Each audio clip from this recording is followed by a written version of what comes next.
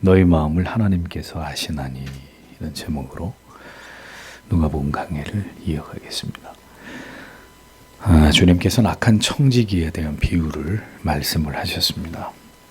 그 비유의 핵심은 불의하고 악할지라도 자기가 당한 어려움에 대해서 모든 꾀를 동원해서 적극적으로 이 문제를 헤쳐나아가는 이 악한 청지기를 보면서 세상에서 자기의 이익을 위해서 모든 노력을 다하는 이런 자들처럼 우리도 영원한 하늘의 상을 얻기 위해서 이런 자들보다 더 힘써야 함이 마땅하지 않겠느냐, 이것을 주님은 말씀하셨습니다. 이어서 하나님과 재물을 겸하여 섬길 수는 없다고 주님은 분명히 하나님의 자녀들이 이 땅에서 신앙과 물질 사이에 어떤 원리를 따라 어떤 결심을 가지고 살아가야 되는지를 분명하게 강조하신 것을 볼 수 있었습니다. 성경은 우리에게 분명히 너희는 먼저 그의 나라와 의를 구하라고 하나님의 영광을 추구하는 것이 우리의 본분임을 말씀했습니다. 그리고 우리에게 주어진 모든 일들을 주께 하듯이 이 땅에서 성실히 우리에게 주어진 모든 일들을 감당해야 된다고 말씀하셨습니다.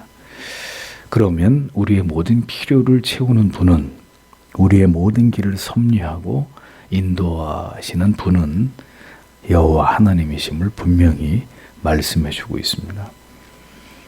우리가 무엇을 위해 살고 무엇을 위해 힘써야 되는지 언제나 하나님의 사람들은 이 본질적인 가치를 붙들고 그것을 가지고 씨름해야 합니다.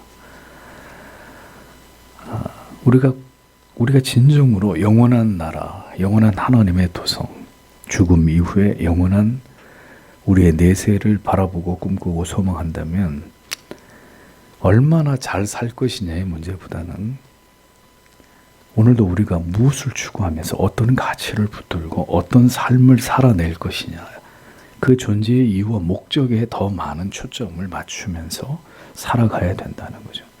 그들이 그리스도의 사람들입니다. 주님은 이렇게 제자들에게 재물에 대한 교훈을 말씀하고 계셨는데 이 주님의 말씀을 이제 다 들은 바리새인들의 반응이 어떠했느냐, 오늘의 본문이 그것을 말씀합니다. 14절에 그러나 돈들을 사랑하는 바리새인들이 이 모든 것들을 듣고 있었다. 그리고 그들이 그를 비웃고 있었다. 이렇게 기록이 되어 있습니다. 바리새인들에 대해서 성경이 그들을 뭐라고 부릅니까? 돈을 좋아하는 자, 돈을 좋아하는 자. 돈을 좋아하는 이라고 번역된 형용사의 헬라어 원형은 필라르귀로스라는 단어인데 이 돈을 사랑하는 탐욕적인 이런 뜻입니다. 돈은 결코 사랑의 대상이 아님에도 누구보다도 하나님을 사랑한다고 스스로 자랑하는 바리새인들이 예수님이 보실 때는 저것들은 돈을 사랑하는 자들이다, 이렇게 말씀하셨다는 거죠. 탐욕이 가득한 자들이다 라는 것을 뜻하는 것입니다. 바리새인들은 가난을 악으로 규정하고 부를 축복으로 손으로 간주하는 자들이었습니다. 그들은 자기들의 의를 드러내기 위해서 자선을 즐겨 행했습니다. 그러하기에 그들은 재물에 대해서 성실하고 진실되고 정직한 청지기가 되어야 되고 궁극적으로는 재물이 아닌 하나님을 섬겨야 된다라는 이런 예수님의 가르침을 비웃고 있었습니다. 그들에게서 풍성한 재물의 소유는 하나님께서 축복을 주셨다는 증거였고 하나님의 나라에 들어갈 수 있는 자격을 갖춘 표시라고 여겨졌습니다. 그런 사고를 가진 자들이었기 때문에 하나님과 재물 사이에 양자택일을 강조하신 그리스도의 비유는 그들에게 비웃음거리가 될 수밖에 없었음은 당연한 이야기라는 거죠. 돈은 필요한 만큼 우리에게 주심을 신자는 믿어야 합니다. 우리가 세상에서 성실하고 정직하게 열심히 살아가고 우리의 물질관이 성경에 어긋나지 않는다면 하나님은 반드시 그 자녀들의 필요를 채우시는 분이라는 것을 믿어야 됩니다. 그러나 만약 우리가 돈을 사랑해서 부자가 되고자 하여 그 유혹을 이기지 못해 죄를 저지르게 되면 이것은 절대로 하나님이 허락하신 바가 아니라는 것을 성도는 기억해야 합니다. 여러분들에게 여러 번 말씀드리죠. 부는 은사의 개념으로 보아야 합니다. 하나님께서 물질에 남다른 복을 주셨다면 그는 반드시 그 물질을 가지고 하나님께서 기뻐하시는 일들을 감당해야 합니다. 그 많은 물질이 하나님이 원하시는 바대로 쓰여지도록 올바로 관리해야 될 책임이 그에게 있습니다. 그래서 물질의 은사를 얻게 되는 자들은 하나님 앞에 많은 연단을 받습니다. 그 물질의 주인이 절대로 내 자신이 아니라 하나님이심을 믿고 고백하는 자가 되어서 그 물질을 통해서 선한 일들을 감당하게 되기까지 하나님이 그를 연단하십니다. 그래서 있게도 하시고 없게도 하시는 이런 모든 과정을 통과하면서 그가 하나님의 물질을 맡은 청지기가 되게 하나님이 그를 만들어 가시는 거죠. 여러분, 성경에 남다른 부나 권력이나 지혜를, 심지어는 출중한 외모를 하나님께로부터 받았던 자들을 보십시오. 그들이 자기의 영광을 위해서 그 모든 걸 사용하던가요? 절대로 그렇지 않습니다. 그들은 모두 하나님의 위대한 뜻과 섭리를 이루는 도구들로 사용되었습니다. 그러니까 감당할 수 있도록 특별한 하나님의 선물을 제 것이라고 여기지 않도록 충분히 하나님이 그를 연단하신 이후에 하나님께서는 그들에게 주신 특별한 재능과 은사들을 사용해서 하나님의 뜻을 이루시고 그것을 통해서 영광을 받으시는 분이십니다. 만약에 그렇게 되지 않는다면 그들에게 준 그 특별한 모든 것들은 그들의 영혼을 파멸로 이끄는 재앙이 될 뿐인 것이죠. 바리새인들은 그리스도를 비웃을 것이 아니라 그들 속에 있는 물질을 사랑하는 마음을 비웃었어야 합니다. 주님은 그들의 마음을 꿰뚫어 보시면서 이내 그들에게 이렇게 말씀하셨습니다. 15절에 그래서 그가 그들에게 말씀하셨다. 너희는 너희 자신들을 사람들 앞에서 옳다고 하는 자들이다. 그러나 하나님은 너희의 마음을 아신다. 왜냐하면 사람들 사이에서 존경받는 자는 하나님 앞에서 가증한 자이기 때문이다. 라고 말씀하셨습니다. 바리새인들은 율법을 지키는 데는 매우 엄격했습니다. 그들은 당시 헬라 문화의 영향으로부터 이스라엘의 유대교를 지키는 일에 매우 열심을 내고 있었습니다. 그들은 이 일에 대단한 자부심을 가지고 있었습니다. 바리새인들은 정통 율법의 수호자이고 종교 지도자로 스스로를 자처하면서 백성들의 존경을 받고 그에 합당한 물질적 대우를 받는 것을 당연하게 여긴 자들이었습니다. 자신에 대해서 대단한 자부심을 가지고 높은 자존심을 이렇게 세우는 사람들의 특징은 언제나 다른 사람들을 다 하찮게 여긴다는, 자신에 대해서 대단히 자부심이 크고 굉장히 자존심이 강한 사람들의 특징은 다 사람들을 자기 밑으로 본다는 거죠.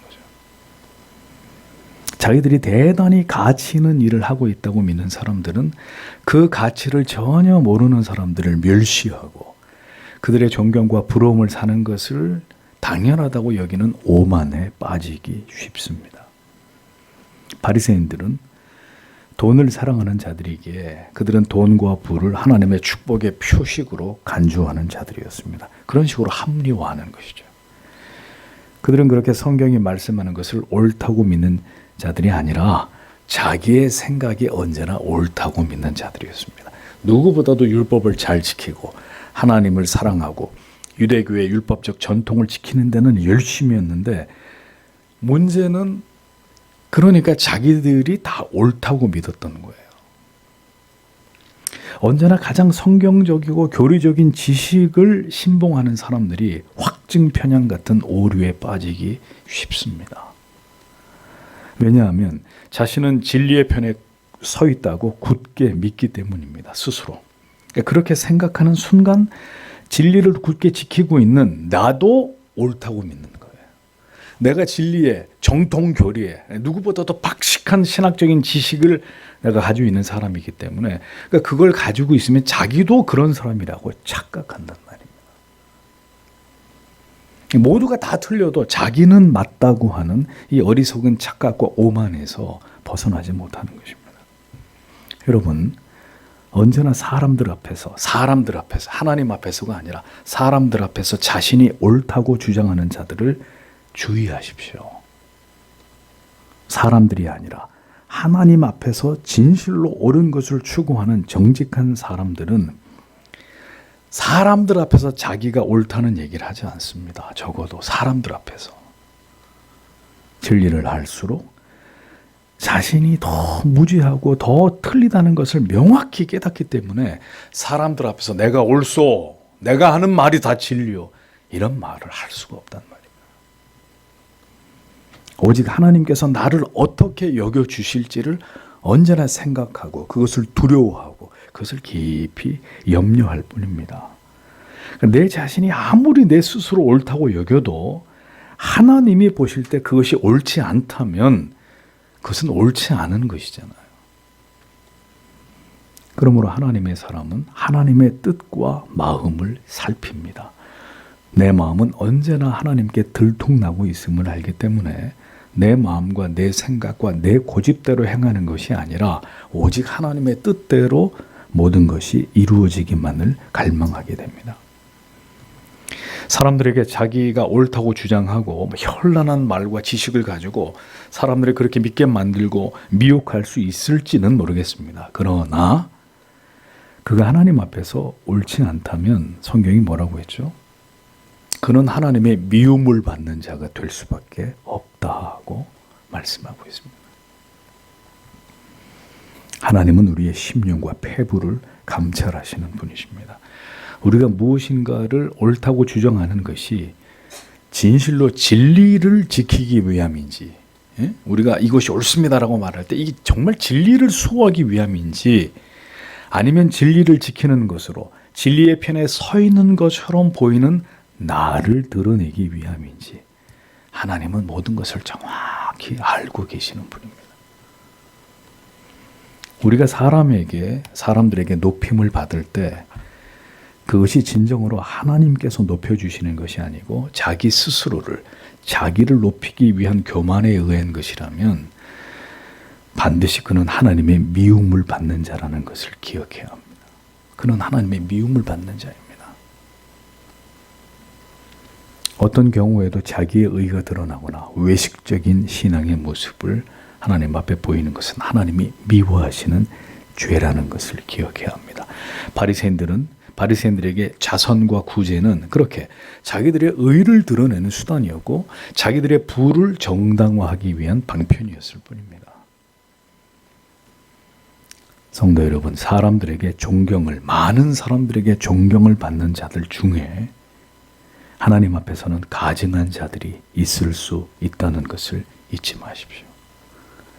하나님은 그 중심을 보시는 분이십니다. 그가 누구인지를 다 알고 계십니다. 사람들의 눈은 속일 수 있어도 하나님의 불꽃 같은 눈을 속일 수 없습니다. 그 모든 행위와 그 의도를 꿰뚫어 보고 계시는, 저가 지금 어떤 목적을 가지고 저런 말을 하고 저런 행동을 하는지, 저런 선을 드러내는지 정확히 꿰뚫어 보고 계시는 하나님이란 말입니다. 그러니까 무엇인가 더 바르고 더 성경적이고 더 많은 지식을 가진 것처럼 사람들에게 보여질 수 있어도 그것이 모두 자기를 드러내기 위한, 사람들의 시선과 관심을 끌기 위한 것이라면 그는 이미 하나님의 눈 밖에 나 있는 자가 될 수밖에 없는 것입니다. 그리스도께서 그토록 바리새인들을 미워하시는 것은 그들의 모든 행위가 진실로 하나님을 사랑하고 두려워하기 때문이 아니라 모두가 사람들 앞에서 자기들이 높아지기 위함이었다는 것을 주님은 간파하고 계셨기 때문입니다. 잠언 15장 3절에 여호와의 눈은 어디서든지 선인과 악인을 감찰하시느니라 라고 말씀하고 있습니다. 사람들의 눈은 의식하면서 여호와 하나님의 그 뜨거운 시선은 두려워하지 않는다면 그는 하나님의 사람이 아닙니다. 이어지는 16절, 17절을 보십시오. 율법과 선지자들은 요한까지 그때로부터 하나님의 나라는 전파된다. 그리고 모든 자가 그것 안으로 밀고 들어간다. 그러나 하늘과 땅이 사라지는 것이 더 낫다. 율법의 한 점이 떨어지는 것보다. 이렇게 기록이 되어 있습니다. 성경에 율법과 선지자는 요한의 때까지요. 그 후부터는 이라는 의미. 여기서 율법과 선지자는 요한의 때까지요. 이 의미는 율법과 선지자로부터 요한까지, 즉 구약의 모든 시대를 지나서 구약에 예언된 메시아가 도래한 현재에 이르기까지, 이런 뜻입니다. 그러니까 구약 시대를 지나서 지금에 이르기까지, 새 언약의 시대에 이른 지금까지 하나님의 나라의 복음이 계속해서 전파됨으로 인해서 많은 사람들이 구원에 이르고 있다라는 사실을 그리스도께서 지금 말씀하고 있었던 겁니다. 사람마다 그리고 침입하느니라, 이 의미는 그러니까 구약에서부터 이 신약의 시대에 이르기까지 구원받아야 될 하나님의 택자들의 수가 급격히 증가하고 있다는 사실을 역동적으로 표현하는 것입니다. 그러니까 회개하라 천국이 가까웠느니라 라고 세례 요한이 외쳤던 그 천국이 그리스도의 도래를 통해서 오늘 우리 앞에 나타났다는 거죠. 이루어졌다는 겁니다. 그리스도를 믿음으로 하나님의 나라의 천국에 들어갈 수 있는 길이 열리게 된 사실을 말씀하고 있는 것입니다. 그러니까 결국 본절의 의미는 이제 율법과 선지자의 시대는 가고 그들 앞에 하나님의 나라가 도래했음에도 불구하고 바리새인들, 너희들이 계속 율법을 고집하면서 그것으로 너희들의 의를 드러내는, 너희들의 이익의 재료로 삼고 있는 그 어리석음에 대해서 주님은 그것을 분명하게 그들에게 지적하고 계셨던 겁니다. 그와 더불어 이어지는 17절을 보면 그리스도께서 이 땅에 오심으로 이제 새로운 시대가 열린 것은 분명한 사실이지만, 자, 그럼 그렇다고 해서 율법이 무시되거나 소홀히 여겨질 수 있느냐 하면 그것은 절대로 그렇지 않다고 또 이 부분을 주님이 강조하고 계십니다. 율법의 한 획이 떨어짐보다 천지의 없어짐이 쉬우리라, 이 말씀의 의미는 세상이 없어지기 전까지는 결코 율법이 변치 않는다. 율법의 1획도 그 의미가 소멸되지 않는다. 이것을 강조하신 말씀입니다. 주님이 이 말씀을 하신 이유는 복음이 이 땅에 선포되어서 새로운 시대가 시작되어서도, 그러니까 그리스도를 믿음으로 말미암아 구원에 이르는 새 언약이 발효되었어도 구약의 모든 율법의 기능과 그 의무는 여전히 존재한다라는 것을 말씀하신 것입니다. 그리스도께서는 율법의 모든 요구를 완성하셨지만 그분이 말씀하셨죠. 난 율법을 폐하러 온 게 아니다.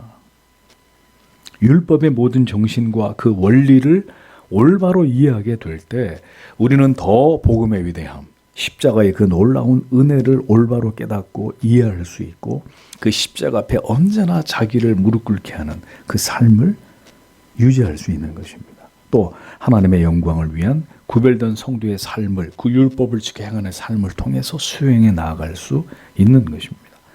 그래서 로마서 3장 31절은 그런즉 우리가 믿음으로 말미암아 율법을 폐하느뇨 그럴 수 없느니라, 도리어 율법을 굳게 세우느니라 라고 말씀했고, 마태복음 5장 18절에 주님께서는 진실로 너희에게 이르노니 천지가 없어지기 전까지 율법의 1.1획이라도 반드시 없어지지 아니하고 다 이루리라 라고 이 구절과 유사한 말씀을 여기서도 하셨습니다.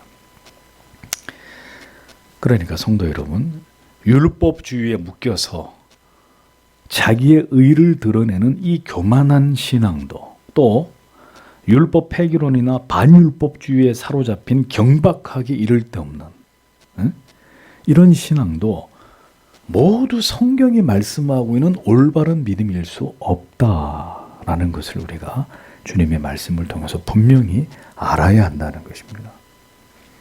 율법은 도리어 우리의 구원을 보다 명확히 이해하고 그것을 더 굳게 해주는 길잡이가 되는 것입니다. 주님께서 그릇된 율법주의에 치우친 바리새인들에게 다시 이게 바로 율법의 가치야, 너희의 의를 드러내기 위한 수단으로 우리는 율법을 잘 지키네, 절기를 다 지키고 뭐 구제하고 모든 선한 일에 우리가 앞장서고, 그런 목적으로 너희가 율법을 이해하고 있다면 너희는 아무것도 모르는 것이고 율법은 그런 용도가 아니야. 이걸 주님이 바리새인들에게 다시 율법의 가치에 대해서 이같이 강조하고 계셨던 것을 볼 수 있는 것입니다. 그러니까 신앙은 절대로 어느 한쪽으로 경도되지 말아야 합니다.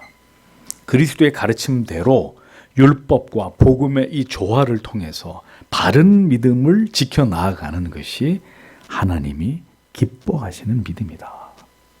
그러니까 율법주의도 아니고 반율법주의도 아니란 말이에요. 이어 주님이 18절에 이렇게 말씀하십니다. 그의 아내를 버리고, 이제 이 율법과 이 복음의 관계를 이제 이 예를 들어서 설명을 하시는 건데, 18절에 그의 아내를 버리고 다른 여자와 결혼하는 모든 자는 간음을 범한다.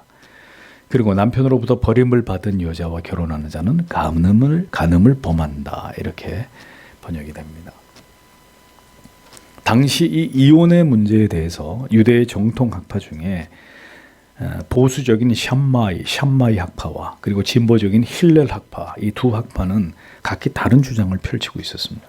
샴마이 학파는 이혼 조건을 성적인 부정이나 율법 파기 등에 국한시킨 반면, 힐렐 학파는 어떤 이유든 어느 한쪽에서 이혼 의사를 밝힐 경우에는 이혼이 가능하다, 이렇게 가르쳤습니다. 특히 힐렐 학파의 경우는 아내의 음식 솜씨가 형편없어요. 그럼 그것도 이혼의 사유가 된다고 이야기했습니다. 요리를 잘못하면 이혼을 당할 수도 있었다는 이야기입니다. 자, 이는 이러한 유대주의자들의 그 결혼 생활이, 그들이 이해하고 있는 결혼이 하나님의 율법에 대해서 얼마나 그 율법을 적용함에 있어서 왜곡되어 있었는지를 보여주는 단면이란 말입니다. 그리스도께서 이혼의 문제를 제기하신 것은 이러한 그릇된 유대주의자들의 이혼관, 율법을 잘못 적용한 이혼관에 대해서 올바른 가르침을 통해서 그들의 무지를 지적하면서 너희들이 얼마나 한심스럽게도 하나님의 말씀인 이 율법을 자의적으로 해석해서 어리석은 죄를 범하고 있는지를 깨우쳐 주시기 위함이었던 겁니다. 마태복음 19장 6절에서 8절에 보면 결혼과 이혼에 대해서 분명한 교훈을 주께서 말씀하신 것을 볼 수 있습니다. 이런즉 이제 둘이 하나요, 이제 둘이 아니요 한 몸이니, 그러므로 하나님이 짝지어 주신 것을 사람이, 하나님이 부부라고 짝지어 줬는데 그 남편과 아내가 이것을 나누지 못할지니라 하시니 여짜오되 그러면 어찌하여 모세는 이혼 증서를 주어서 내버리라 명하셨나이까? 예수께서 가라사대 모세가 너희 마음의 완악함을 인하여 아내 내어버림을 허락하였거니와 본래는 이게 중요한 거죠. 본래는 그렇지 아니하니라.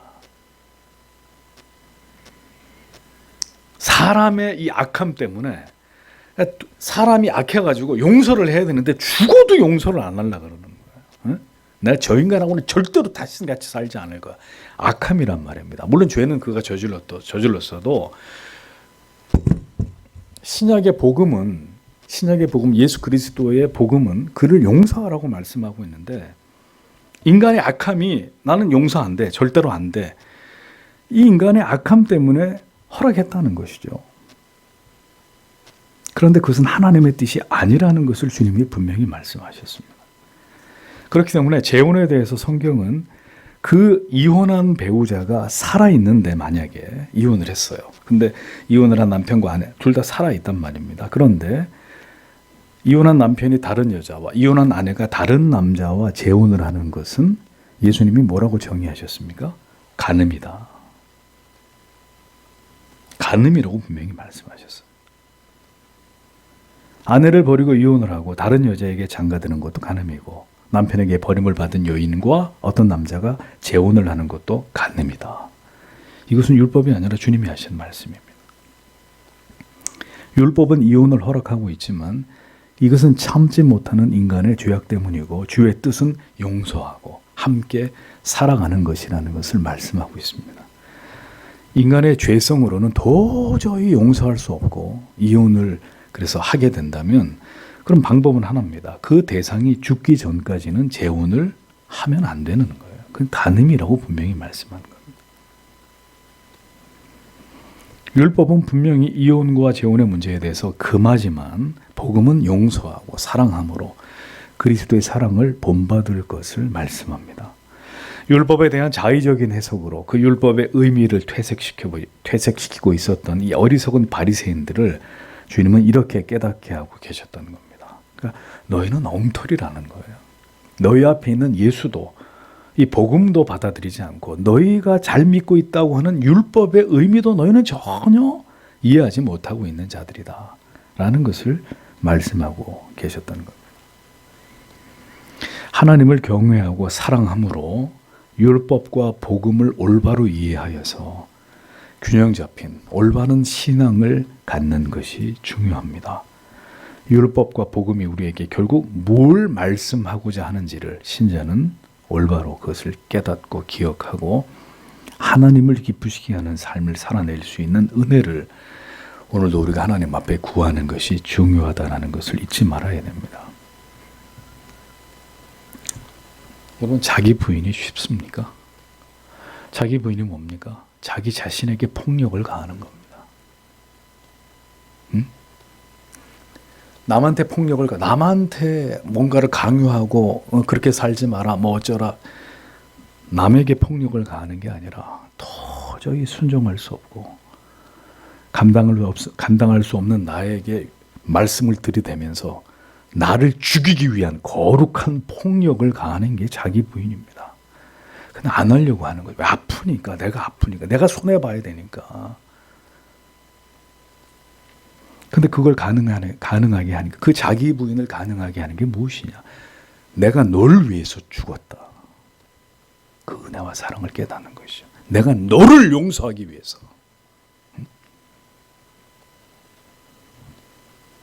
우리는 할 수 없고 살아갈 수 없는 일들을 오직 주의 은혜로, 그 십자가의 사랑으로 살아가게 하시는 그 능력을 오늘도 신자는 하나님 앞에 구하면서 하나님이 우리에게 원하시는 그 삶을 믿음으로 살아내는 자들이 되어야 합니다. 도대체 뭐가 하나님께 영광을 돌리는 거예요? 여러분들이 좋은 학교에 들어가고 좋은 직장에 들어가고 뭐 성공하고 이게 하나님께 영광을 돌리는 겁니까? 바로 이 삶을 온전히 그리스도를 바라보면서 이 힘든 좁은 길을 자기에게 거룩한 폭력을 가하면서라도 그 하나님의 뜻에 순복하려고 하는 그 삶을 신자가 살아내는 그 삶의 모든 과정과 내용이 하나님께 영광이 되는 것입니다. 근데 그렇게 안 살려고 한다고요. 단언컨대 이 시대의 그리스도인들은 그런 삶을 부인한다고. 나는 그렇게 살기 싫어요, 하나님. 내가 왜 그렇게 살아야 됩니까?